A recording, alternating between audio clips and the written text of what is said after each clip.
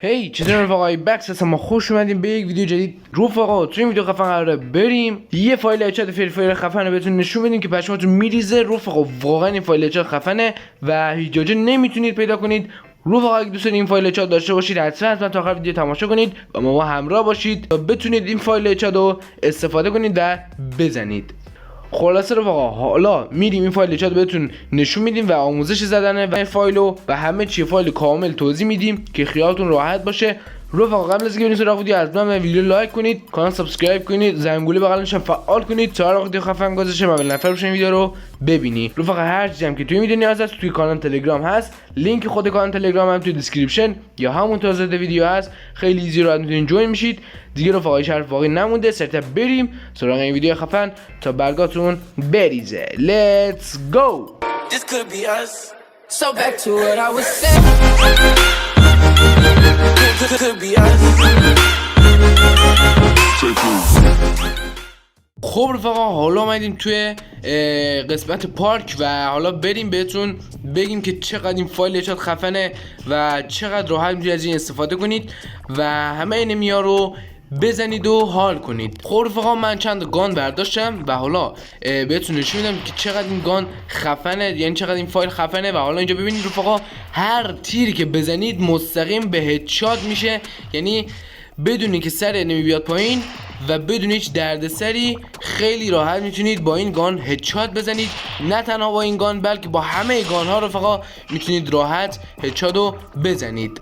و حالا یه گیم پلی کوتاه بهتون نشون میدیم و بریم بعدش زدن این فایل رو بهتون بگیم. حالا بریم یه گیم پلی کوتاه داشته باشیم.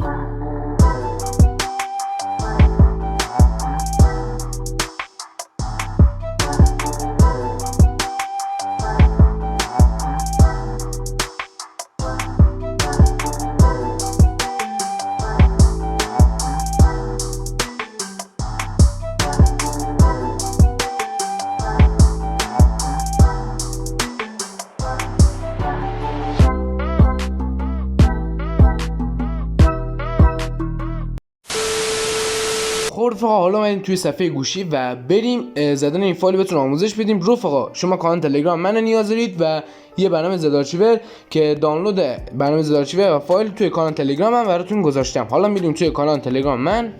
وقتی که اومدید توی کانال تلگرام رفقا این قسمت پایین که میبینید اینجا فایل من براتون گذاشتم و حالا روش کلیک کنید 3 تا گزینه میاره و روی وسطی برنامه زدارچیور کلیک کنید و وقتی که اومد توی این قسمت رفقا روی اینجا کلیک کنید و نگه دارید و روی گزینه کپی بزنید و حالا وقتی که زدید روی گزینه کپی روی گزینه بالا کلیک کنید روی کوچیکه و برید توی حافظه تلفن و نشد و برید توی حافظه تلفن و برید توی پوشه اندروید. اینجا پوشه اندروید پیدا کردید بزنید روش و بعد برید توی پوشه دیتا رو پیدا کنید در کلیک کنید روش و وقتی که این کار کردید رفقا روی این قسمت اینجا که میبینید پوشه سبز رنگ این گوشه روش کلیک کنید و حالا اینجا گزینه پذیرش رو بزنید رفقا و گزینه جایگزین رو بزنید. این رمزم بدون فایل بود و رمز ما تموم شد.